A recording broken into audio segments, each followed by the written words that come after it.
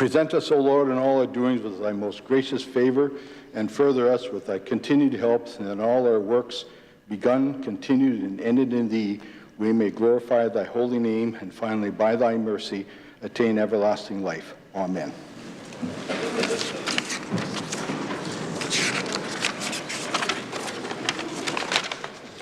Yesterday, March 20th, 2023, the opposition House Leader rose on a point of order. She stated that the member for Athabasca made a personal accusation against the member from Regina Rosemont, violating Rule 51F. Rule 51F reads, "No member shall make a personal charge or accusation against a member except by a way of a substantive motion. There is no question that concerns about the conduct of another member should be raised by way of a substantive motion. Statements by members is not the proper means to question the appropriateness of another member's comments. In fact, Rule 18.4 does not permit debate on statements by members. During the statements by members, the member for Athabasca made serious accusations against the member for Regina Rosemont, stating that the member from Regina Rosemont, quote, made a number of extremely offensive and racially charged statements, end quote, about him during a private members' day debate the previous Thursday. If the remarks can be interpreted as implying improper motives on the part of another member, they are not acceptable. Speaker Toll stated on May 7, 2008, quote, challenging the position of another member is acceptable. Questioning their character is not. A personal charge or accusation against any member may only be done by a way of a substantive motion, end quote. Alternatively, the member for Athabasca had the opportunity to raise a point of order at the time the statements were made last Thursday. I would like to remind all members that points of order should be raised at the earliest opportunity. Speaker Hagel ruled on March 21st, 1997 that, quote, there's a forum for raising points of order, and that the member statements are not to be used, end quote. Therefore, I find the opposition House Leader's point of order well taken. Additionally, at the closing of this prepared member statement, the member for Athabasca used inflammatory language which was directed at the member for Regina Rosemont. Rule 51E states that no member shall use offensive, provocative, or threatening language. This is not the first time that members in this chamber on both sides of the House have used statements by members as a forum to use divisive language when making comments about serious issues.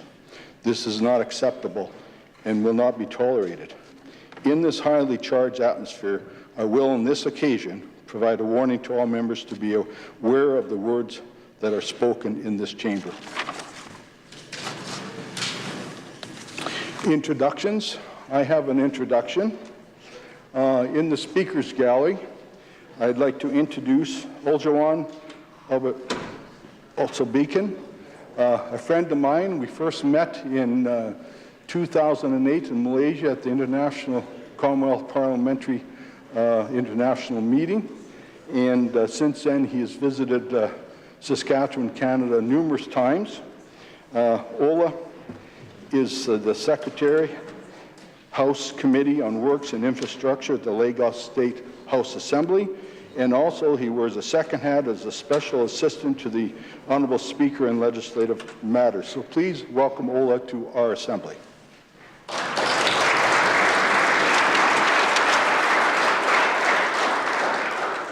Introductions. I recognize the Minister of Corrections. Thank you, Mr. Speaker. To you and through you and to all members of this Assembly, I'd like to welcome this afternoon 62 grade 5 students from École St. Elizabeth, and apparently all 3 classrooms have come together. So they have 3 teachers with them today, Jessica O'Donnell, Catherine Duffy, and Charles Etienne. I want to welcome all of you here to your Assembly. I'll be meeting with you later. I ask all members to join me in welcoming them to our Assembly.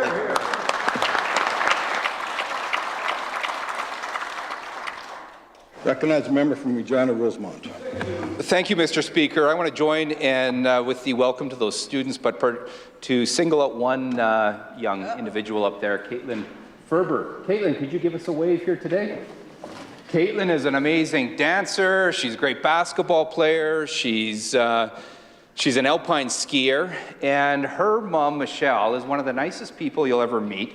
She's a friend of Stephanie, my wife, for over 30 years, and a very successful local business owner as well. She's also the daughter of someone who's no stranger to this assembly, former MLA and a good friend of mine and ours, Darcy Ferber, the former MLA for Prince Albert Northcote. Darcy, of course, served as MLA. He grew up and played for the Mintos, and he's a successful local business owner, owning and operating 2 Coras here in Regina. Mr. Speaker, I know Caitlin and all of her classmates have an amazing, bright future ahead of them, but I wanted to jump on my feet to give Caitlin a warm welcome to her assembly. Recognize a member from Last Mountain Touchwood. Thank you, Mr. Speaker. Thank you, Mr. Speaker. To you and through you, I would like to introduce 2 guests seated in your gallery. Your first guest is my sister, Melanie Kiesig. Give a wave. Melanie's a nurse, works at All Nations Healing Hospital in Fort Capel. The Minister of Rural Health and the Minister of Government Relations and myself toured the facility not too long ago. Unfortunately, my sister was working on nights, so we didn't have the opportunity to say hello, so I'm going to do that today. Joining my sister is her daughter, Lane, my niece. She's a lab tech, working in between Pasqua and General. So I really want to thank all healthcare workers, particularly my family, and please join me in welcoming them to their Legislative Assembly.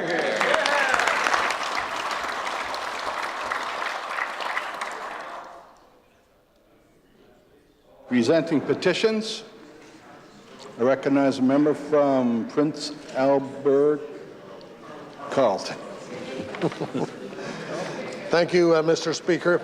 Mr. Speaker, we, the undersigned residents of the province of Saskatchewan, wish to bring to your attention the following: that the Liberal NDP federal government continues to infringe on the constitutional rights of the province of Saskatchewan and implement policies that are detrimental to our province's economic well-being. That the commitments and actions of the federal government have made the control of Saskatchewan's resource rights unclear. That an unsupportive federal government will continue to impede Saskatchewan's potential to play a global role in providing resources to the world. I'll read the prayer.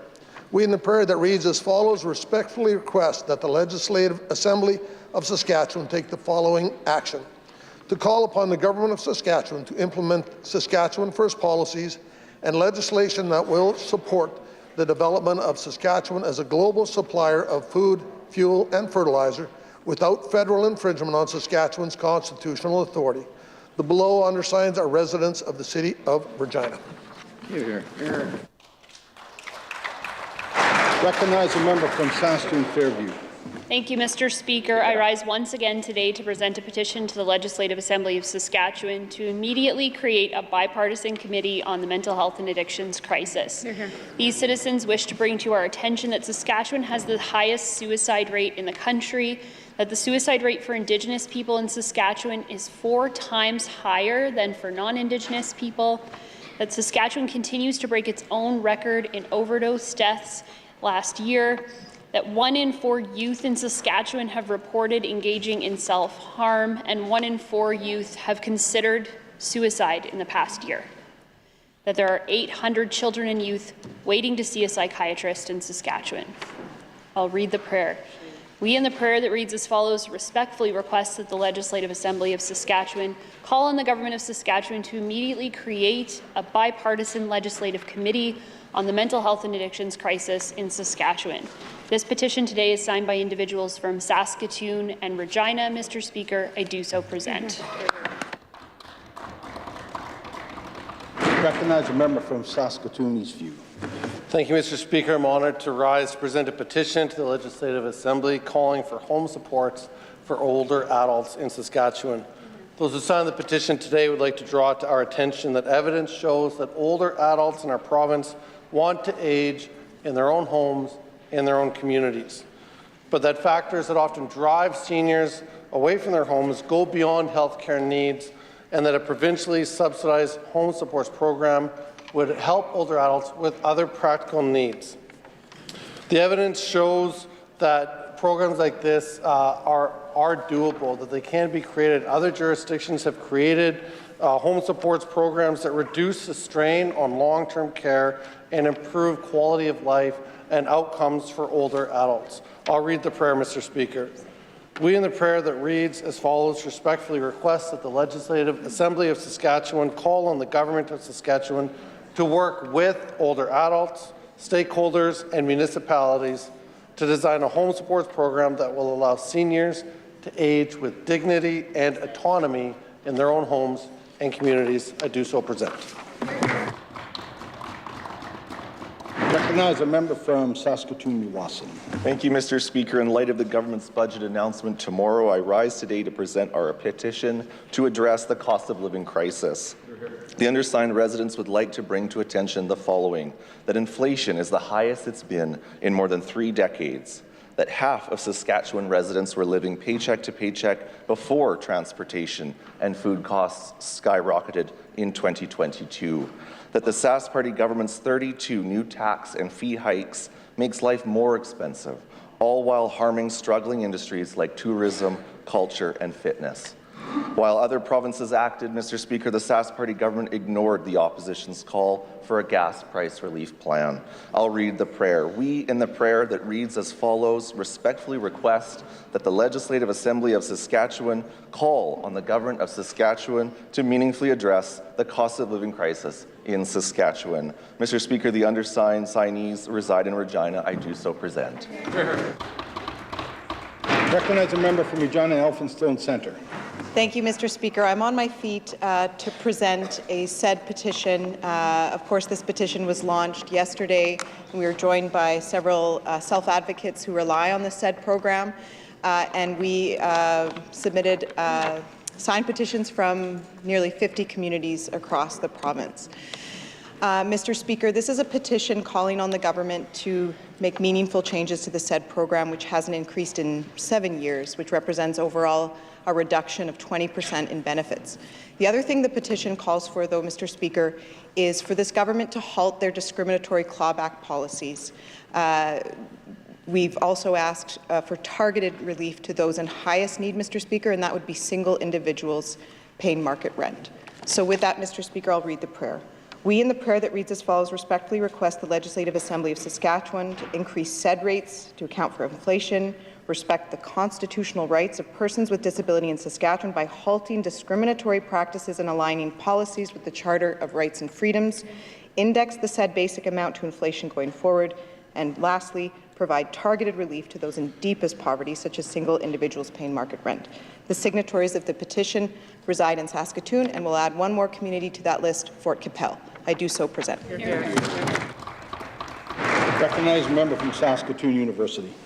Thank you, Mr. Speaker. I'm pleased to rise today to call on the government to finally establish safe access zones for Saskatchewan abortion facilities.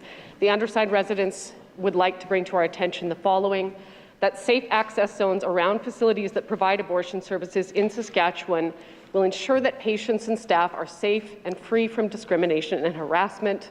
That currently in Canada, 6 provinces have already passed bubble zone legislation, including British Columbia, in 1995, Mr. Speaker. That has been challenged and upheld. BC's legislation has successfully deterred protesters and protected people working in and accessing reproductive care facilities for 25 years.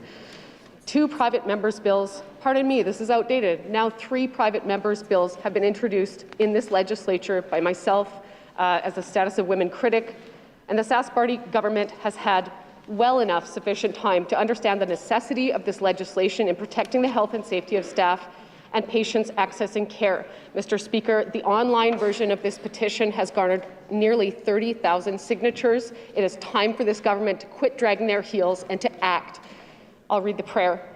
We, in the prayer that reads as follows, respectfully request the Legislative Assembly of Saskatchewan call on the Government of Saskatchewan to immediately pass legislation to establish safe access zones for Saskatchewan abortion facilities. The residents who have signed the petition today reside in Esterhazy and Regina. I do so present. Hear, hear. Recognize a member from Saskatoon-Utana. I rise today to present a petition to protect Saskatchewan's water supply. Mr. Speaker, tomorrow is World Water Day. World representatives will be meeting at the United Nations Assembly in New York to discuss protecting global water supplies. And Saskatchewan is not immune to these global concerns. Just last year, at the height of summer, the Saskatchewan Health Authority released an advisory warning of toxic algae in Manitou Lake and advising people to avoid swimming or skiing and to keep children and pets away from the water. Not only did this shock vacationers, this toxic event has been devastating for the community. Small businesses who rely on the short summer season to make their income were hard hit. Hotel and restaurant reservations were cancelled and new bookings grinded to a halt. We know this government doesn't care about protecting the environment despite their recent greenwashing. But what about the families and small businesses that rely on safe water to enjoy their summer vacations and provide their livelihoods? I will read the prayer. We, in the prayer that reads as follows, respectfully request the Legislative Assembly actively protect Saskatchewan waters from current and future threats to our valuable water supply. This petition is signed by residents of Manitou Beach and Regina. Hear, hear. Reading and receiving petitions, statements by members. I recognize a member from Saskatoon Westview. Thank you, Mr. Speaker. March 21st is internationally recognized as the annual World Down Syndrome Day and has been since 2012. The date being the 21st day of the third month was chosen to signify the uniqueness of the triplication of the 21st chromosome, which causes the condition. And this year's theme is with us, not for us. Early in this government's mandate, we prioritized people with disabilities. And after extensive consultations, conversations, and collaboration, we proudly introduced the SAID program. As a parent of a daughter with Down syndrome, I am incredibly proud of the programs and supports we offer individuals with disabilities. And I am incredibly proud of my daughter and her achievements. She makes my life better. Love you, Deanna. A strong and healthy economy should be something that everyone benefits from, and why growth works for everyone. I ask all members of the Assembly to join me in recognizing March 21st as World Down Syndrome Day, and I encourage everyone to wear mismatched socks with bright colors to show your support. Thank you, Mr. Speaker. Recognize a member from Saskatoon Fairview. Thank you, Mr. Speaker. I rise today to recognize World Down Syndrome Day. This year's theme is with us, not for us, which seeks to change the way society interacts with disability. It moves us away from the outdated charity model that has made people with disabilities reliant on the support of others, support which is often too poor or controlling in nature. Instead, the theme of with us, not for us, leads us towards a human rights-based approach to disability. Such an approach views people with disabilities as having the right to be treated fairly and have the same opportunities as everyone else, working with others to improve their lives. Under this theme, there are three messages. Persons with disabilities must have the freedom to make their own choices. They must be included in the work of organizations, and organizations comprised of persons with disabilities must be involved in the decision-making. Listening to these messages will allow us to govern in accordance with the United Nations Convention on the Rights of Persons with Disabilities. I invite all members to adopt a human rights-based approach to disability and to stand with persons of Down syndrome and disabilities today. And Mr. Speaker, I am certainly rocking my socks today as well. Recognize a member from Yorkton. Mr. Speaker, last weekend, the Connexus Arts Centre in Regina was buzzing with excitement and activity as Regina hosted the 18th Annual Saskatchewan Cheerleading Association Provincial Championships.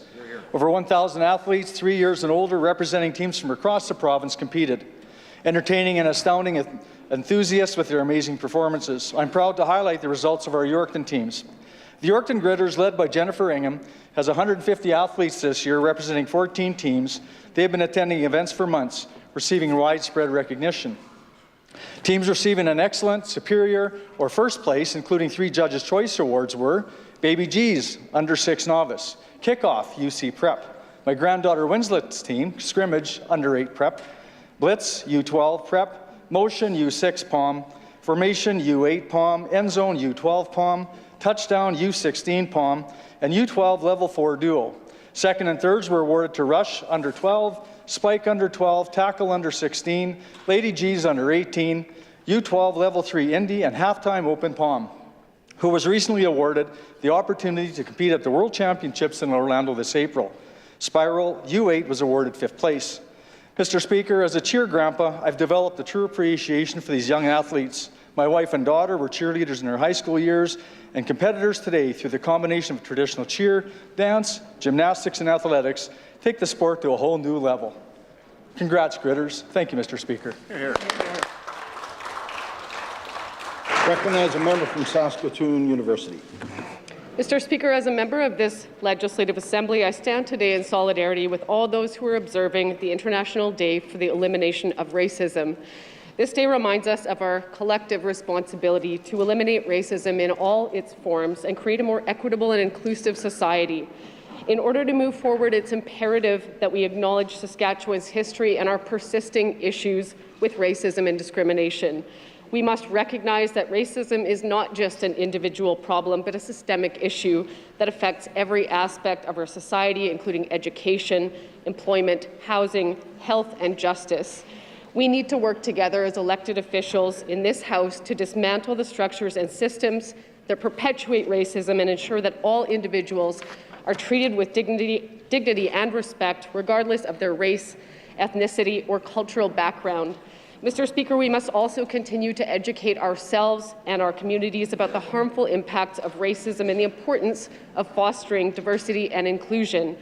On this International Day for the Elimination of Racism, we must renew our commitment to building a society that is free from discrimination and prejudice. I encourage all of us to stand together, speak out against racism, and work towards a more just and equal world for all in Saskatchewan. Hear, hear. Hear, hear. Recognize a member from Saskatoon, Dakota Stonebridge. Speaker. Mr. Speaker, 87,000 articles, 3,000 photos, 1,000 yearbook photos, 600 biographies, and counting. That's down to the diligent work of Saskatoon-based Terry Hockness, whose Facebook site, Saskatoon History, hosted by Terry Hockness, and website, saskatoonhistory.com, have garnered 7.2 thousand followers. The point? Everything Saskatoon, to index and post old Star Phoenix articles, photos, ads. Terry started at 1880, and he's currently at 1994. That's the newspaper content.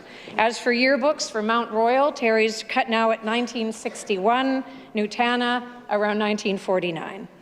Certainly, the news content can jog memories. It can also make for some fascinating time capsule reading. Mr. Speaker, Terry graduated from the U of S in music education. He's a performer and songwriter. He's been nominated as Saskatchewan Musician of the Year 20 times, has taught over 12,000 music lessons on 10 instruments. He's written over 15 books on Saskatoon history and is a board member of the Saskatchewan Heritage Society. 5 years ago, he made it his goal to read every page of every day of the Star Phoenix, and he's put over 10,000 hours into this project. I'd like to thank Terry for keeping Saskatoon history alive, and I'd encourage everyone to check out his books and website at saskatoonhistory.com. Thank you, Mr. Speaker. Recognize a member from Cut Knife Turtleford. Hear, hear. Thank you, Mr. Speaker. Last fall, the Canadian Western Agribition in the Queen City celebrated their 51st year. Mr. Speaker, David Johnner, head of Johnner Stock Farm from Maidstone, has been there for all of them. David attended the first Canadian Western Agribition in 1970. David said the most notable difference from today is that the barns were not heated at that time. It was cold, not the greatest time, but he kept coming back. Today, this is the only show in the world where all breeds are housed in one building at the same time. David referred to Agribition as a show where all the business gets done. For years, David raised Hereford cattle, doing business in South America, Australia, New Zealand, and in Europe. These connections continue today now that the ranch has moved into a Speckle Park breed of cattle. Now, Mr. Speaker, he sees the next generation is coming in and taking over and says it's amazing. Agribition was always an event that they attended and enjoyed as a family.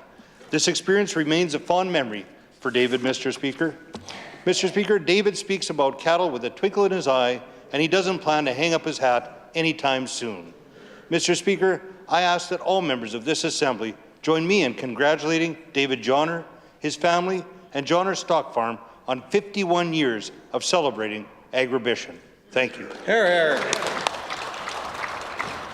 Recognize the member from Prince Albert Carleton.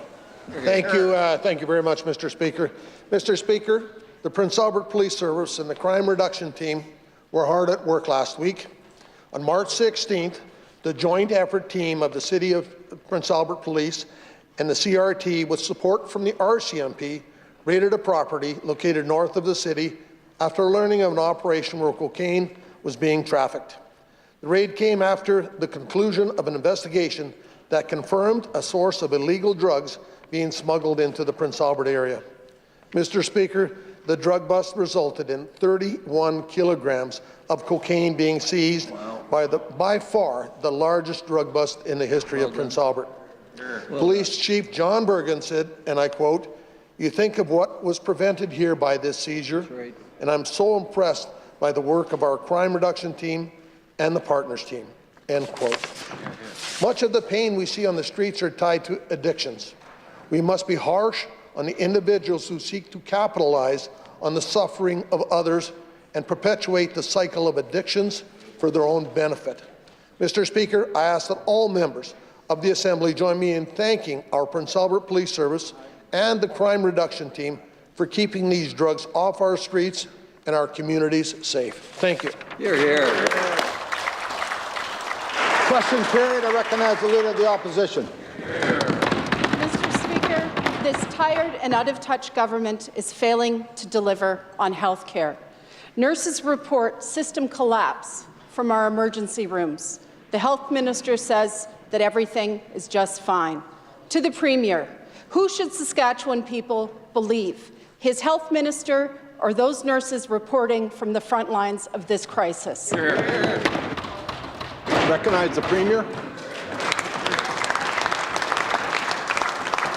Speaker, most certainly both these health ministers, as well as all of the MLAs, when they return home during the week, at the end of the week, over the weekend, Mr. Speaker, talking to those very folks that are offering services in our facilities and communities right across Saskatchewan, whether it be here in Regina, Saskatoon, whether it be in Meadow Lake, whether it be in Estevan, Yorkton, Mr. Speaker, Rosetown, wherever that most certainly may be. Mr. Speaker, it's through those discussions that we had realized and prioritized our focus to get more people, Mr. Speaker, get more people working in our healthcare system, to hire more people from not only here in Saskatchewan and Canada, but from around the world, to bring support to those that are offering those services on our front line. That's why we came forward. These health ministers came forward with the most ambitious health human resource action plan in the nation, Mr. Speaker, a plan to recruit, retain, Mr. Speaker, to train and to incentivize. They're delivering on each and every one of those points, Mr. Speaker. We have today about 723 more nurses working in March today relative to March 2019, Mr. Speaker. That is not work that is yet finished. We need to find more nurses, Mr. Speaker, more LPNs, more folks, more CCAs, more folks to come to help, Mr. Speaker, with those that are offering those services on our front line, and we're going to do it. Hear, hear. Recognize the Leader of the Opposition. Mr. Speaker, I don't think the Premier understands the extent or the intensity of this crisis. And make no mistake, the problems that we see in our hospital today are their failures as a result of their record. And these problems, Mr. Speaker, could have been solved had this government only listened to those local voices in healthcare. Sun President Tracy Zambori. But they have a bit to say about that, Mr. Speaker. But Tracy Zambori is calling on the government to form a task force to find solutions to the crisis in our ERs. Why won't this Premier commit today to forming that task force? Recognize the Premier. Mr. Speaker, most certainly both health ministers, as well as myself, have met with Tracy Zambori on multiple occasions. I understand the Minister of Health is actually meeting with the Leader of Sun, Tracy Zambori, tomorrow morning, Mr. Speaker, and where they'll have a discussion about this among where some of these resources, or some of the human resources are coming from, where they are landing in our province. As I said, there's over 700 additional nurses that are working in our province relative to March 2019. Today, Mr. Speaker, there's more work to do. Here's some of that work in action. There's 400 conditional offers that have been provided to folks in the Philippines, Mr. Speaker, over just the last number of months. There's almost about 98 new nursing graduates that are working in our healthcare system, Mr. Speaker. Over 5,000 nurses working in this province over the course of the last 15 years relative to time before that. Mr. Speaker, there's more work to do in this space. There's more work to do, quite frankly, across Canada in this space. That's why we worked with the federal government on the funding that they provided to ensure that we are utilizing that funding to bring forward our health human resource plan that we have, the most ambitious plan in Canada, to bring help to those front lines in our healthcare facilities in community after community, Mr. Speaker, so that we can continue to have the services in those communities that Saskatchewan people expect. Recognize the Leader of the Opposition. Mr. Speaker, everything is not fine, and the failures of that government are having consequences for Saskatchewan people. Right. Today, we're joined by Mike McGuire. His mum was 93 when she checked into the hospital in Saskatoon with a minor health problem. Mr. Speaker, she didn't get the care that she needed, and she never left that hospital. What is that Premier going to do to ensure that seniors going into our hospitals get the care they need so that this never happens again to any other family? Recognize the Minister of Rural and Remote Health. Thank you, Mr. Speaker, and I would like to take this opportunity to welcome Mr. McGuire to his Legislative Assembly today. And to express my condolences to him and to his family on the passing of his mother. I've had the opportunity to speak with Mr. McGuire on the phone previously, and be pleased to meet with him this afternoon as well, Mr. Speaker. I want to thank Mr. McGuire for the work that he has done, not only advocating for on behalf of his mother, but also on behalf of seniors in this province by telling that story, and he's done so in a public manner through the media. Mr. Speaker, I want to reaffirm this government's commitment to what it is that we are doing to enhance and improve upon the care that we provide for seniors in this province, regardless of where they reside, whether it's at home, whether it's in long-term care facilities or personal care homes, or also in our hospital facilities and health centres across Saskatchewan as well, Mr. Speaker, and that is work that we're going to continue to do in the future. Thank you, Mr. Speaker. Recognize a member from Saskatoon Eastview. Mr. Speaker, Mike's mother, Lois, came to St. Paul's Hospital Christmas time 2021. She was mostly healthy, except for a relatively minor bladder infection.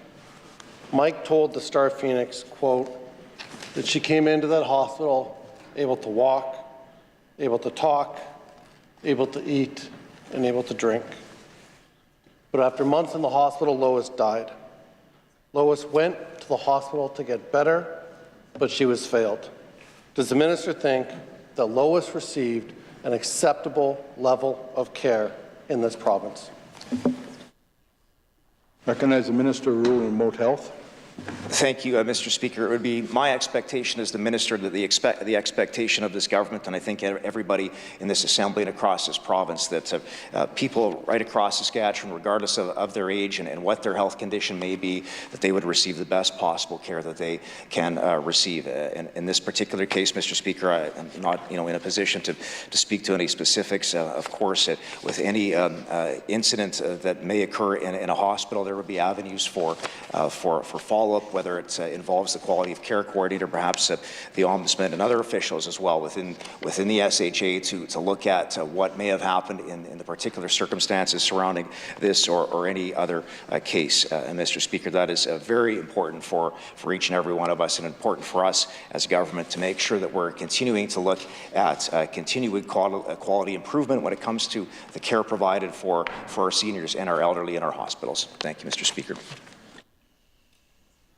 Recognize a member from Saskatoon Eastview. Mr. Speaker, we have a crisis happening in our hospitals right now that this government needs to acknowledge. And they also need to acknowledge that older adults are especially vulnerable in this crisis. Short staffing means that care is inconsistent. But day in and day out, we've got nurses, care aides, and hospital staff doing everything they can. But due to short staffing, they're run off their feet and struggle to meet the needs of the people that they have in their care.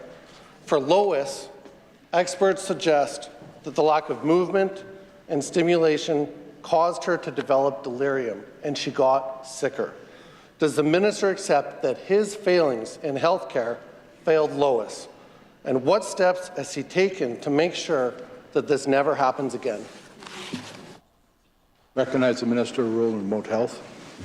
Thank you, Mr. Speaker. We continue to make investments into more staff as well as more capital equipment and facilities in this province to make sure that we're always building upon the health care that we offer and provide here in Saskatchewan. You've heard us talk in this Assembly about the number of new, whether it's nurses or care aides as an example, Mr. Speaker, of people will know that we've made a commitment to add more continuing care aides into the province. In the area of seniors and elderly care, Mr. Speaker, I can inform this House that Saskatchewan currently has 5 Royal College certified geriatricians working in Saskatchewan. 2 of those, and these are recent additions over the past number of years, 2 of those working in Saskatoon that started practicing in 2020, an additional joining an existing geriatrician in Saskatoon, as well as 2 more geriatricians that have started working in Regina to help expand that care, and they began working just this past August, Mr. Speaker, and I think there's more work that is being done. In fact, there will be more to say in tomorrow's budget about the care and the programs and services that we have and will be implementing for seniors in Saskatchewan. Recognize a member from Saskatoon Eastview. Mr. Speaker, the minister is correct. It's not just short staffing that is failing seniors like Lois, but it's also specialized care, in particular geriatric care. He noted we have 5 geriatricians for a province of 1.2 million people. As one of Saskatchewan's few geriatricians notes, Dr. Lagamodiere says, we need inpatient geriatric site care and geriatric units.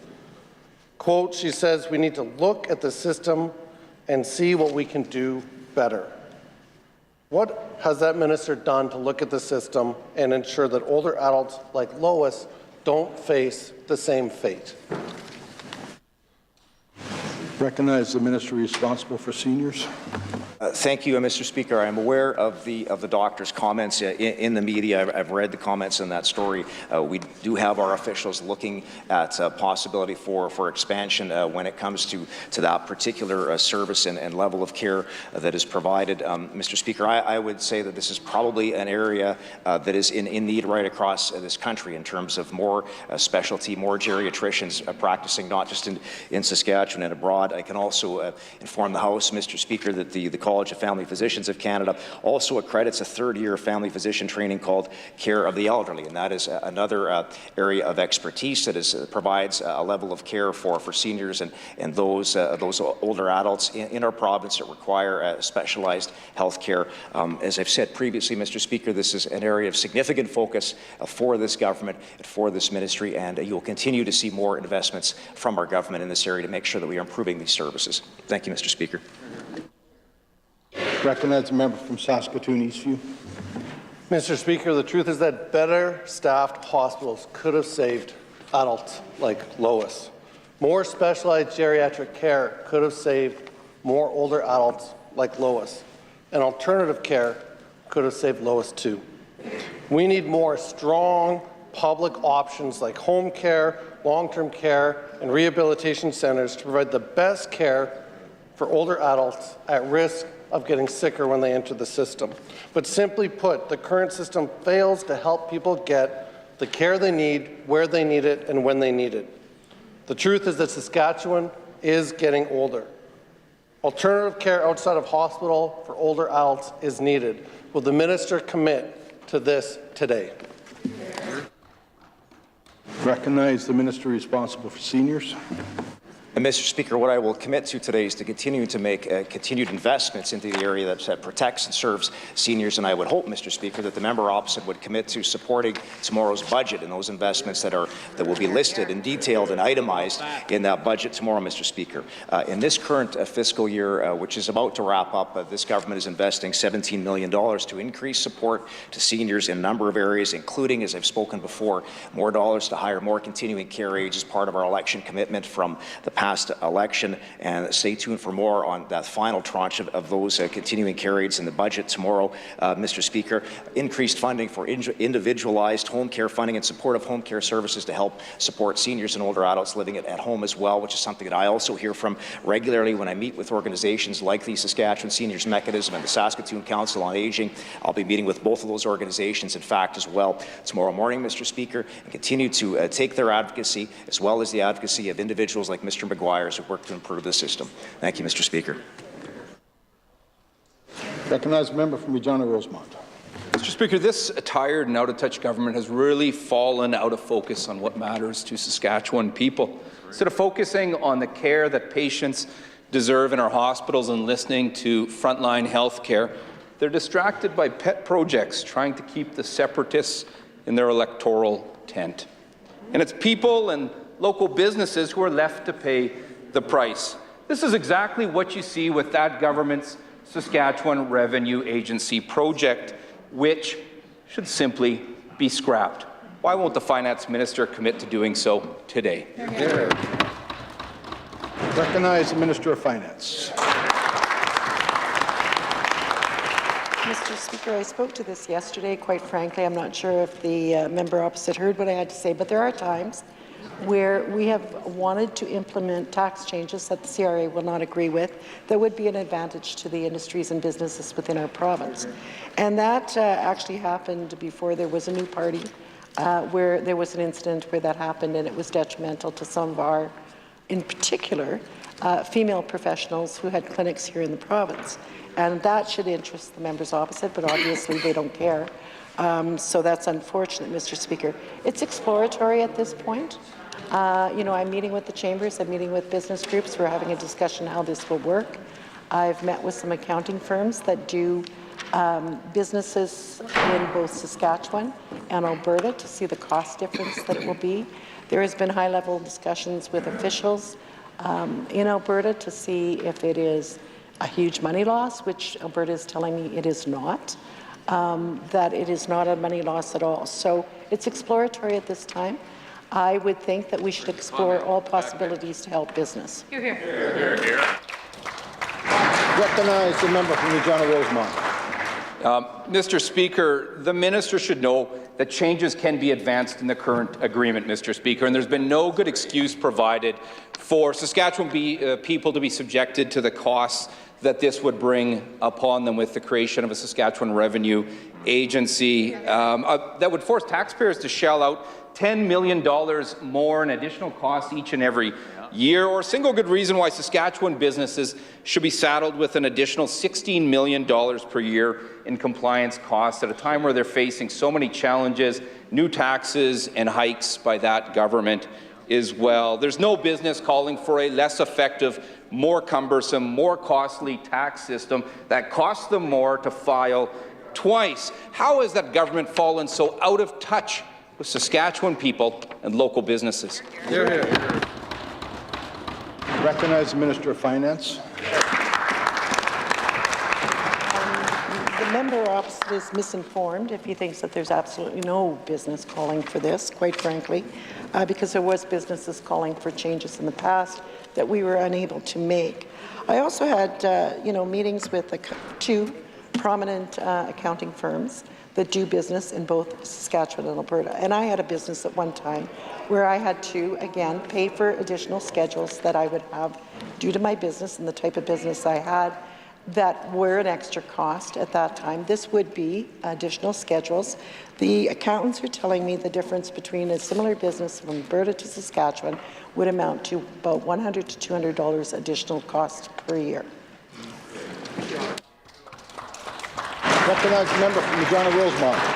Mr. Speaker, the facts are clear, and you can learn from the Ontario experience when they backed away because of the high compliance costs in part, which saved local businesses. And the cost would be about $16 million on a very conservative estimate for compliance for Saskatchewan businesses. But this government has a real bad history on projects like this, Mr. Speaker. We think of how they've run up the tab, $1 billion overrun on the Regina bypass, the lean fiasco, Mr. Speaker, the GTH land deals, IT projects. I could go on and on, Mr. Speaker. And now the minister wants to add $260 million of new costs over the next 10 years for taxpayers and businesses, all to throw a costly bone to their separatist base. Why should Saskatchewan people expect Saskatchewan people and businesses to pick up the tab for this Premier's voter coalition coming apart at the seams? Hear, hear.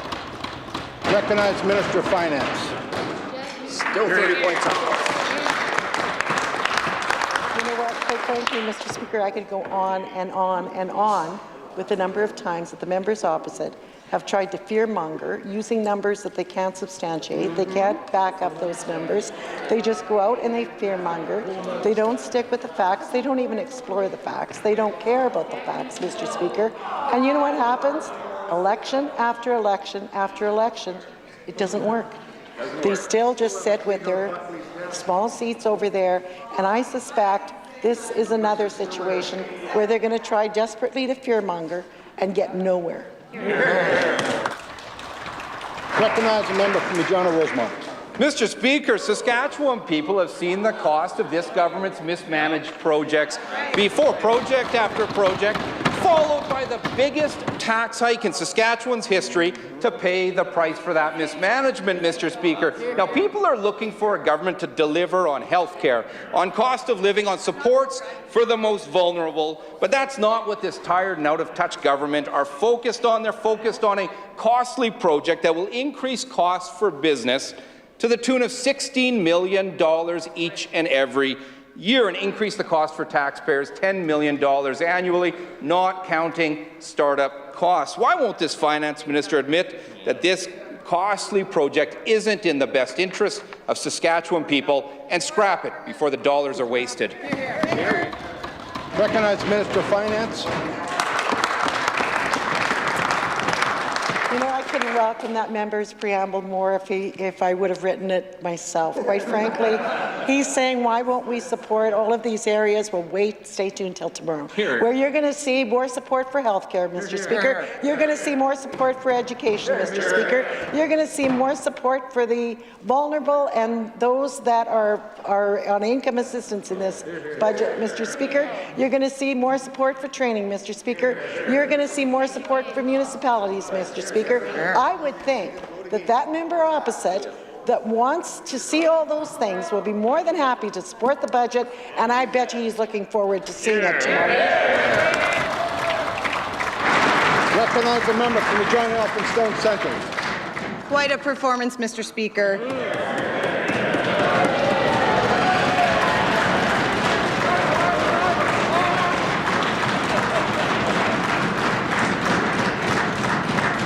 Mr. Speaker, many people living with disabilities in this province rely on SED to survive.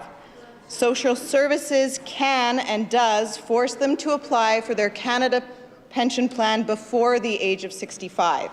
This permanently lowers the value of that pension after they turn 65. Then, Social Services claws it back dollar for dollar. That person doesn't get one single dollar more, Mr. Speaker, and they can look forward to a reduced pension when they're a senior. Why is the government literally taking pensions from people living with disabilities in this province? Recognize the Minister of Social Services.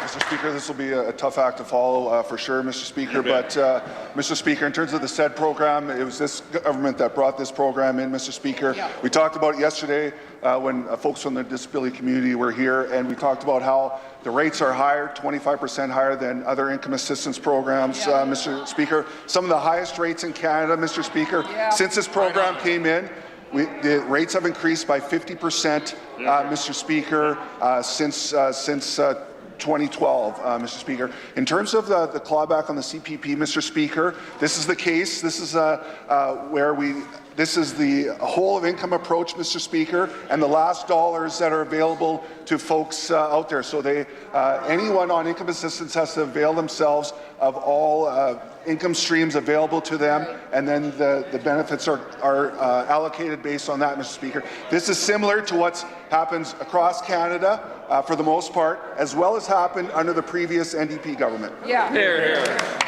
Recognize the member from Regina from Stone Centre.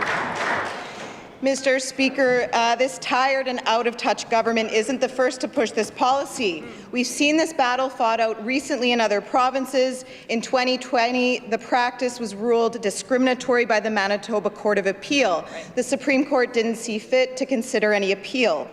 Why is this practice of violating charter rights of individuals with disability in Manitoba not okay, but fair and sound policy in the province of Saskatchewan, Mr. Speaker? Will the government commit today to stop these clawbacks during a generational cost of living crisis? And will they commit today to ensuring that new federal supports that are coming will actually go to their intended purpose, that is to make life better for those struggling in this province? Recognize the Minister of Social Services. Well, again, Mr. Speaker, the members opposite, they tell half the story. The government of Quebec, the government of Quebec saw the exact same case differently. So, Mr. Speaker, again, as I mentioned before, this is a situation where someone who is looking to be on income assistance, they have to avail themselves of all other income. If it's private pensions, Mr. Speaker, if it's some sort of income that comes their way, Mr. Speaker, that is clawed back, as was the case in many other provinces and under the previous NDP government, Mr. Speaker. So again, I'd also remind the member, this is a program that this government brought in to differentiate between income assistance and the unique challenges that are faced by individuals on disability, Mr. Speaker. This was asked for many years. Prior to us becoming government, the Saskatchewan Party government, it was asked for. The NDP heard about it and did nothing, Mr. Speaker. We acted a few years ago, Mr. Speaker. Here, here, here.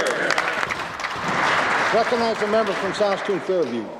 Mr. Speaker, this tired and out-of-touch government has refused to support harm reduction through safe consumption sites.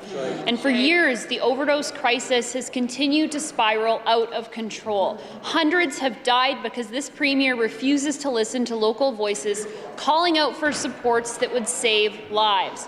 103 people have already lost their lives in 2023. 404 people last year and 402 people the year before that. That's nearly 1,000 people, Mr. Speaker. How many of them would be alive today if this government supported the evidence and supported safe consumption sites? Recognize the Minister of Mental Health and Addictions. Thank you, Mr. Speaker. In this year's budget, we are funding $67 million towards various addictions treatment and recovery and harm reduction initiatives across this province, including $3.8 million for harm reduction initiatives, Mr. Speaker, $2.2 million for rapid access to addictions medicine clinics in North Battleford, Saskatoon, Prince Albert, and Regina as well. Mr. Speaker, the commitment towards are at least 150 more treatment and recovery spaces in this province. The first tranche of that announcement made just last week with 14 additional post-treatment beds at the treatment facility in Estevan, building upon the 12 additional treatment beds and 2 pre-treatment beds that are in this year's budget, Mr. Speaker, and there'll be more to say in tomorrow's budget. Thank you, Mr. Speaker.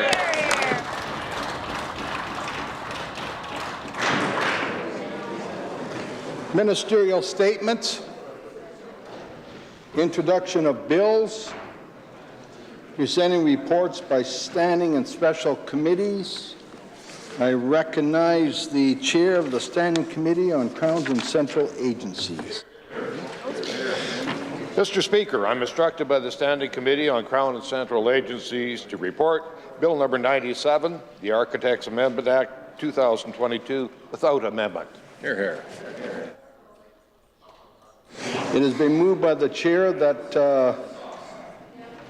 Bill number 97, did I get mixed up? Report on the Standing Committee be now concurred in as no, I've got the wrong one, don't I? What have I got here? Yeah. Oh.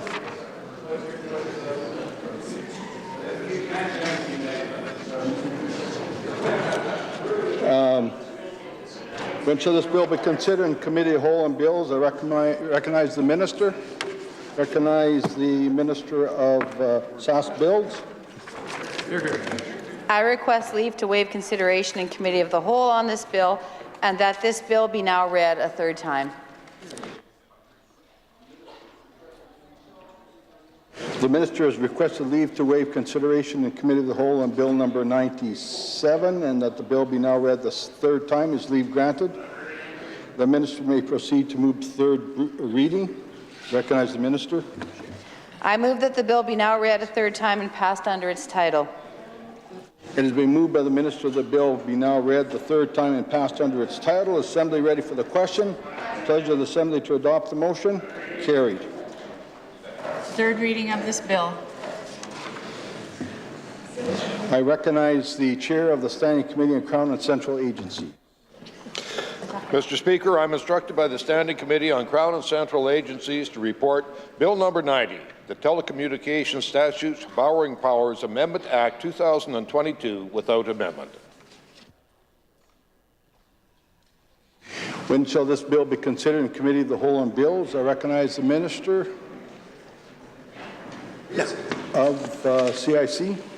Here. I request leave to waive consideration in committee of the whole on this bill, and the bill be now read the third time. Here. The Minister has requested leave to waive consideration in the committee of whole on bill number 90, and that the bill be now read the third time. Is leave granted? The Minister may proceed to move third reading. Thank you, Mr. Speaker. I move the bill be now read the third time and passed under its title. Good work. It has been moved by the minister that the bill be now read the third time and passed under its title. Assembly ready for the question. Is it the pleasure of the Assembly to adopt the motion? Carried. Third reading of this bill. Third reading. I recognize the Chair of the Standing Committee on Crowns and Central Agency. Mr. Speaker, I'm instructed by the Standing Committee on Crown and Central Agencies to report Bill number 92, the Automobile Insurance Miscellaneous Amendment Act 2022, without amendment. When shall this bill be considered in committee of the whole on bills? I recognize the minister. I request leave to waive consideration in committee of the whole on this bill, and the bill be now read the third time. The minister has requested leave to waive consideration in the committee of the whole on bill number 92, and that the bill be now read the third time. Is leave granted? The minister may proceed to move third reading. Speaker, I move the bill be now read the third time and passed under its title. It has been moved by the minister the bill be now read the third time and passed under its title. Assembly ready for the question. Is it the pleasure of the Assembly to adopt the motion? Carried. Third reading of this bill. Third reading. I recognize the Chair of the Standing Committee on Crowns and Central Agencies. Mr. Speaker, I'm instructed by the Standing Committee on Crown and Central Agencies to report Bill number 93, the Traffic Safety Miscellaneous Amendment Act 2022, without amendment. When shall this bill be considered in committee of the whole on bills? I recognize the minister. Yeah, that's it. Thank you, Mr. Speaker. I request leave to waive consideration committee of the whole on this bill, and the bill be now read the third time. The minister has requested leave to waive consideration in committee of the whole on bill number 93, and that the bill be now read the third time. Is leave granted?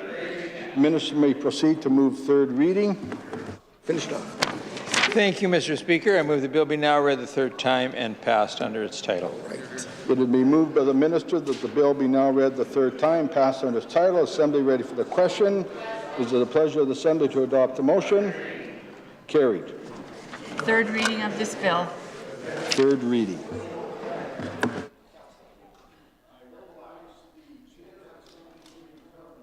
Agencies. Work, work, work. Mr. Speaker, I'm instructed by the Standing Committee on Crown and Central Agencies to present its sixth report. The sixth report focuses primarily on the committee's scrutiny role in its review of annual reports and the provincial audit report since November 17th of 2021.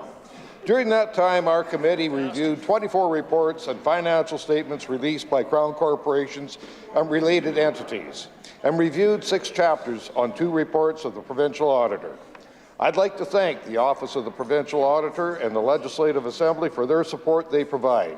I would also like to thank the Minister and officials from Crown Investments Corporation of Saskatchewan and the Crown Corporations for their work and their attendance at meetings. I move that the 6th report of the Standing Committee on Crown and Central Agencies be now concurred in.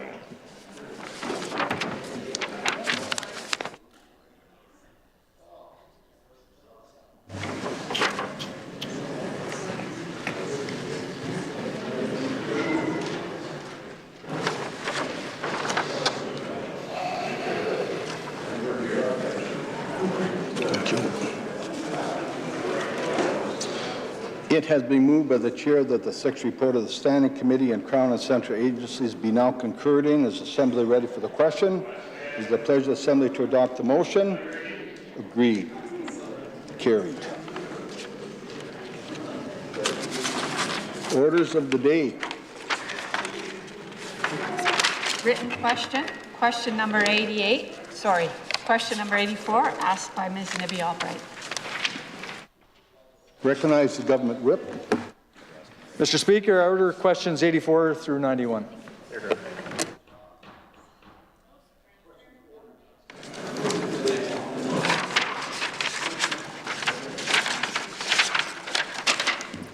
Government orders, adjourn debates, item number 1.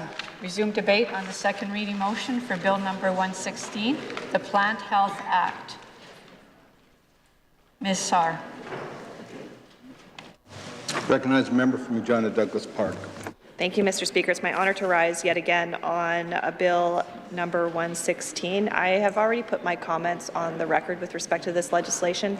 I know that the critic is looking forward to having the opportunity to ask questions of officials at committee in order to allow this bill to move on to this in order to allow the critic to have the opportunity to ask these questions. I'm prepared at this time to allow the bill to move on to its next stage. The question before the Assembly is the motion by the member that Bill number 116 be now read a second time. It is the pleasure of the Assembly to adopt the motion. Carried. Second reading of this bill. To which committee shall this bill be committed? I recognize the Government House Leader. To the Standing Committee on the Economy. This bill stands committed to the Standing Committee on the Economy. Government orders, adjourn debates, item number 2. Resume debate on the second reading motion for Bill number 117, the Saskatchewan Firearms Act. Ms. Ritchie. Recognize a member from Saskatoon Fairview. Thank you, Mr. Speaker. I'm pleased to enter into debate today on Bill number 117, the Saskatchewan Firearms Act. There are quite a few things being proposed here, Mr. Speaker. Obviously, we stand with the government in opposition to the federal firearms ban. But we do have concerns about this bill as a provincial response, namely with the lack of consultation with Indigenous and Métis hunters and the impacts that it will have to traditional hunting. Mr. Speaker, there's no evidence that that consultation took place, which is a bit of a trend, a disturbing trend from this government, Mr. Speaker. And we'd like to see similar funding and initiative given to addressing the root causes of increased violence, given to providing social supports and mental health supports to decrease serious incidents of gun violence in the first place, Mr. Speaker. So it's about tackling those root causes, and more of a prevention approach needs to be put into this as well, so that we don't see issues like this, or we see fewer of them. I know that there will be a lot of my colleagues that want to continue to weigh in on this bill, but with that, I would move that we adjourn debate on Bill number 117 for today. Member has moved to adjourn debate. It is a pleasure Assembly to adopt the motion. Carried. Government orders adjourned debate. Item number 3, resume debate on the second reading motion for Bill number 118, the Warrant Compliance Act. Mr. Weatherspoon. Recognize the member from Regina Douglas Park. Thank you, Mr. Speaker. It's my honor to rise today and enter into the debate on Bill number 118, the Warrant Compliance Act. Mr. Speaker, this is an interesting piece of legislation, to say the least. I had the opportunity to review the minister's remarks, and I understand, if I remember correctly, there was some media that happened the day that the legislation was introduced. There were concerns expressed already at that time about the bill, in particular on the unintended consequences that this legislation and the removal of income benefits could have on particular children. Mr. Speaker, the minister at the time basically said that wasn't the intended consequences. However, what stands to happen with respect to the regulations and how this legislation rolls out is still very much up in the air, Mr. Speaker. The impact of this legislation and who will be impacted has yet to be defined as well, Mr. Speaker. That is also left up to the regulations. I've had the opportunity to speak with some policing leaders who've expressed some ambivalence as to whether or not this would actually be able to benefit, help them do their job in terms of apprehending individuals who are on outstanding warrants, Mr. Speaker. It's up in the air whether or not this legislation is actually going to be able to affect what this government is saying its intention is. I know, Mr. Speaker, when the minister spoke about this bill, at least in the media at that time, she spoke in particular about the events that happened at James Smith Cree Nation and the fact that Miles Sanderson was on an outstanding warrant at that time. Mr. Speaker, I think it stands to ask whether or not this actual piece of legislation would have prevented that situation. I would argue not, Mr. Speaker. Again, we've heard some concerns already with respect to this bill. I understand there are more folks reaching out with respect to this legislation, so I'm encouraging anybody who has some feedback to reach out to me specifically as the critic. In order to continue on that work, I am going to move to adjourn debate on this bill today. Member has moved to adjourn debate. It is a pleasure Assembly to adopt the motion. Carried. Government orders adjourn debates. Item number 4, resume debate on the second reading motion for Bill number 122, the Saskatchewan Revenue Agency Act. Ms. Nippy Albright. Recognize the member from Saskatoon-Utana. Well, thank you, Mr. Speaker. It's a pleasure to be on my feet for Bill number 122, the Saskatchewan Revenue Act. Now, we already heard today in question period that the Minister of Finance unable to come forward with any clear explanation or justification for why this bill and this approach is necessary.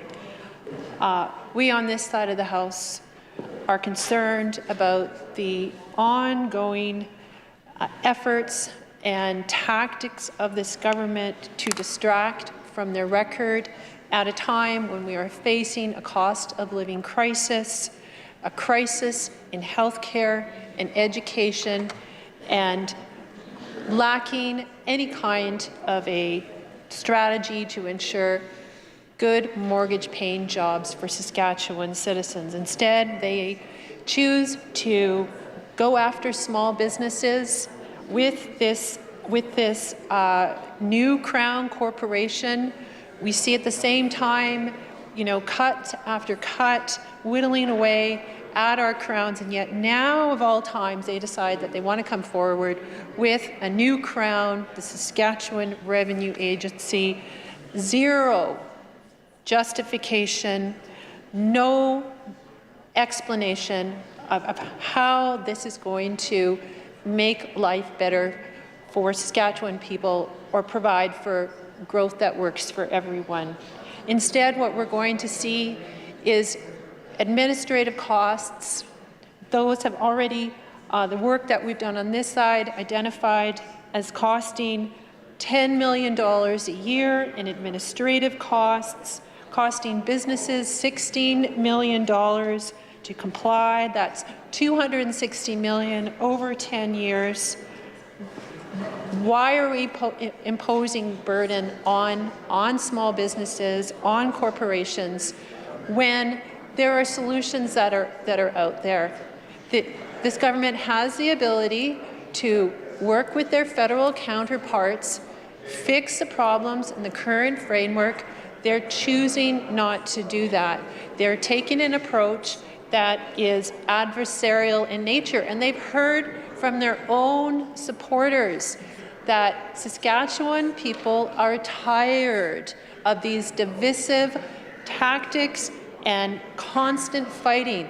The Premier admitted to it in his end-of-year remarks back in December, but then, of course, couldn't resist the urge to then clap back in the first opportunity in the new year. We see that attitude, that approach, that unserious approach to government by this government with this bill number 122. It's going to achieve absolutely no benefit for the people of this province. It's only going to mean incurring greater costs for taxpayers, for business owners, and make life more difficult. This does not fit with a business-friendly climate, and in fact, when I have spoken with chambers right across this province, they have absolutely panned it wholly and conclusively. I have spoken to chambers in Yorkton, in Lloydminster, in Prince Albert, in Humboldt and Moose Jaw, and absolutely none of those chambers or anyone that I have spoken to has shown any support for this bill. That is why we can see absolutely no reason to be in support of it, and I know I certainly won't be voting in support of it when the time comes. Lots more has been said on this bill by my colleagues, and I know that the critic for finance, the minister, or the member from Regina,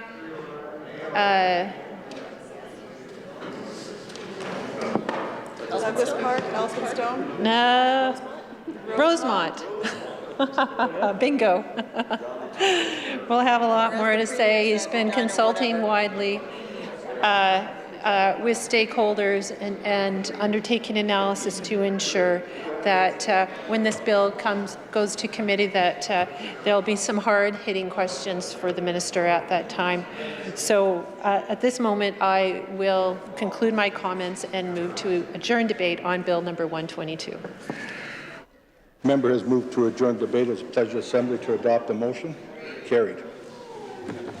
Government orders, adjourn debates, resume debate on the second reading motion for item number 5, Bill number 124, the Alcohol and Gaming Regulation Amendment Act 2022. Ms. Ritchie. Recognize a member from Saskatoon-Meewasin. Thank you, Mr. Speaker. It's an honor to speak to Bill 124 as the official opposition critic for SLGA. I want to thank my colleagues who've left comments on the record. As critic, I've been engaging stakeholders on these changes and happy to put some feedback on the record. The Minister of Liquor and Gaming is listening to my comments and feedback. I am pleased to see this legislation reintroduced, Mr. Speaker. Now that we've been given time to review the legislation, engage stakeholders, we as the opposition are much more comfortable with this legislation. Modernization is important, but it shouldn't be rushed. Mr. Speaker, Bill 124 is indeed a welcome modernization of our liquor laws in Saskatchewan, allowing for a better quality of life for folks who call Saskatchewan home and increased flexibility for restaurants and those who patronize them. The most notable change in the regulation of this bill puts forward centers around the public consumption of alcohol. Through Act amendments, the bill moves to allow municipalities, regional park authorities, provincial parks, and governing bodies of Wascana Park, the Meewasin Valley, and Waccamaw Valley the discretion to designate spaces where public consumption of alcohol can be allowed. Mr. Speaker, this is a welcome modernization and a quality of life booster for the people of Saskatchewan. During the first year of the pandemic, I think we all realized just how quickly and important public space, outdoor spaces were. Social gatherings could be done safely while sitting outdoors at a safe distance. And as noted in the minister's remarks, many cities around the world allow for public consumption with varying rules. In my experience visiting different cities that have allowed the public consumption of alcohol in public spaces, folks have been utmost respectful about those rules in the areas designated. I encourage our larger city centres to consider ways to allow folks to enjoy the most of our Saskatchewan summers bring. I know that the very competent folks who are elected to govern our municipalities will make decisions that are best for their cities. The bill makes other changes around serving homemade beer and wine at special events, updated recorking laws, updated language, how communities can apply for new liquor permits, liquor license applications no longer needing to be published in the newspaper, and lining up regulations for craft producers to be similar to retail stores and permitted premises. Other amendments include regulations around how SLGA deals with complaints or issues regarding license holding retailers, and reduce red tape around good character regulations for licensee holding ownership. Mr. Speaker, my discussions with stakeholders have been largely positive around these changes. Restaurant owners, event planners, and liquor retail stores feel confident that this will be positive. As I engaged both restaurant, liquor retailers, cannabis retailers, a few comments stood out to me. First and foremost from cannabis retailers. An enthusiast mentioned that if places could be designated for public consumption of alcohol, why not also include cannabis in those areas as well? Many folks have expressed that some folks have expressed that they find that there may be no legal area for them to smoke cannabis. Say if they are renting an apartment, for example. Designated public areas could really solve this problem. In many cases, cannabis is much less impactful than alcohol consumption. The worst thing that might happen is that the corner stores might run out of chips and snacks. The second was the concern that I heard was why the government had rolled back the ability for restaurants to act as off-sales during the pandemic. This became a crucial revenue stream for restaurants during the pandemic and could be a crucial revenue stream again for restaurants going forward. I would encourage the government to reevaluate this decision. Mr. Speaker, in consultations with smaller municipalities, concerns were noted. Thoughts around how public consumption rules would be enforced. It was clear that smaller communities alongside communities that struggled with addictions were not as pleased with this legislation. These communities, though, will be well served by this legislation as it allows them to opt in when they feel it appropriate. I think that the strengths of this bill is that it allows municipalities to opt in and gives local voices in their communities the chance to engage their municipal leaders if they feel they would want designated areas in those communities. Mr. Speaker, any conversation around liquor must include a conversation around how we can help folks who struggle with addictions.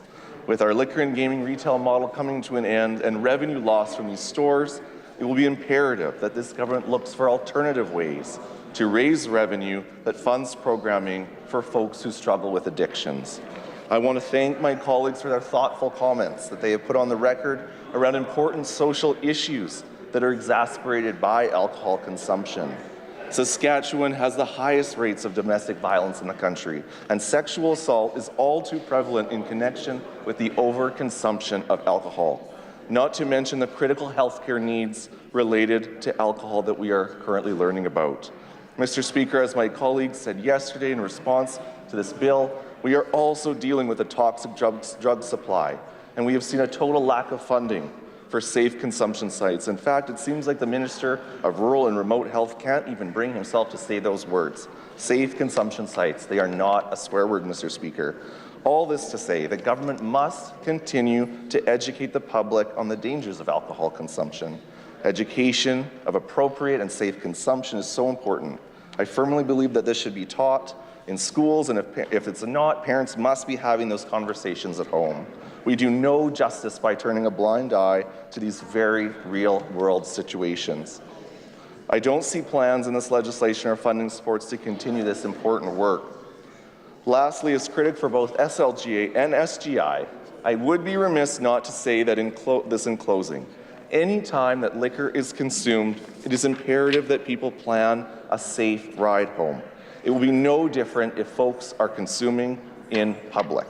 Saskatchewan continues to deal with high rates of drinking and driving, and I need not elaborate on this. We must continue to invest in public transit and continue to make safe travel home a priority.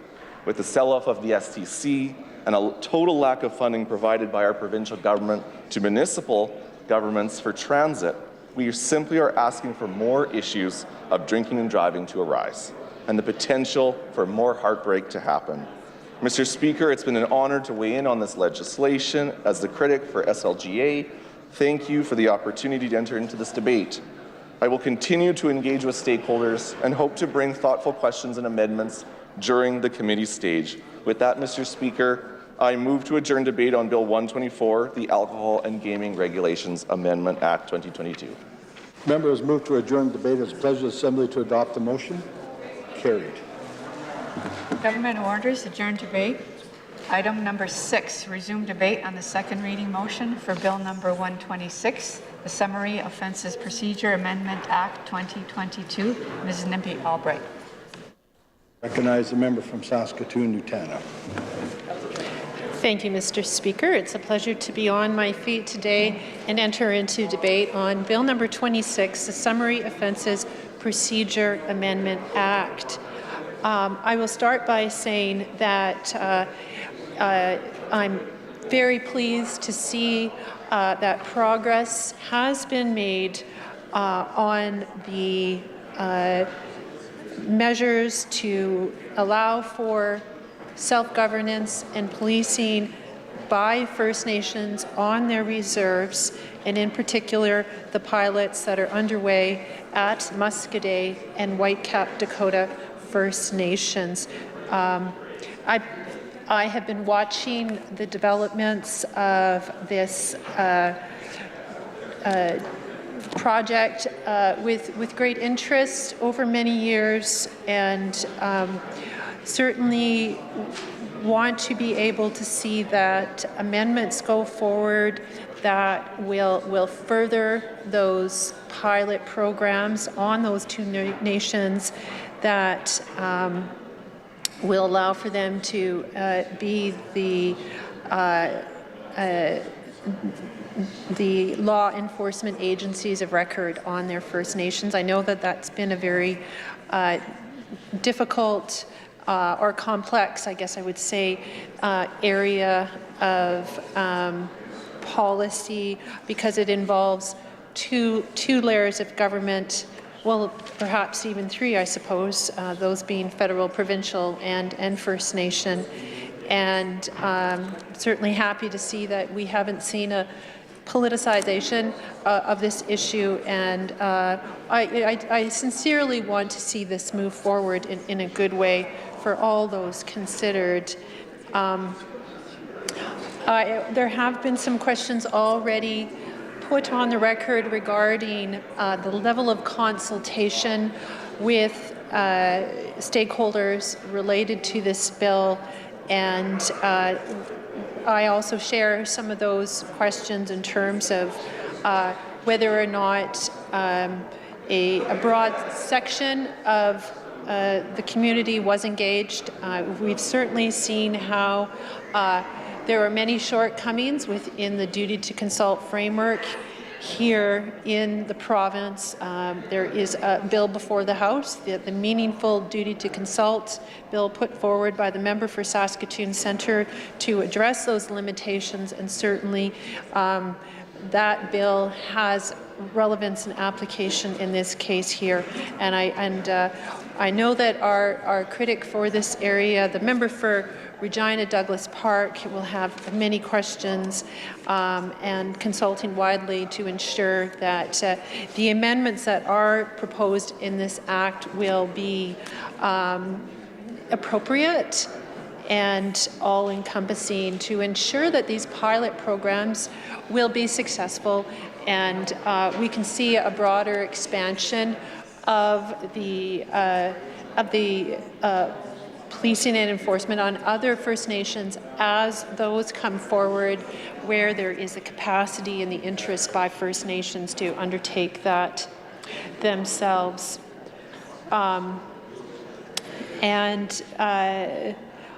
Really, I guess that's all I want to say on this bill. I think that in my review of the bill and the amendments that are proposed, I personally am not seeing anything of concern there. It's good to see that the amendments are going to ensure that First Nations have the right to enforce laws and bylaws on their reserves, including issuing fines and tickets, and for things such as traffic violations. I note that the time limit to apply to strike out a conviction has been extended from 15 to 60 days, and also that there is a provision now for judges not to grant extensions on fines that are in default or that were forgiven for late payment charges. So on the face of it, it seems that this is a reasonable set of amendments, and we'll be looking to support the bill to go forward. And I will leave it to the critic for Regina Douglas Park to ask those more detailed questions at committee. With that, I will conclude my remarks and adjourn debate on Bill number 126. The member has moved to adjourn debate. It is a pleasure of Assembly to adopt the motion. Carried. Recognize the Government House Leader. I move that this House do now adjourn. The Government House Leader has moved to adjourn the House. It is a pleasure of Assembly to adopt the motion. Carried. This House now stands adjourned till 1:30 tomorrow.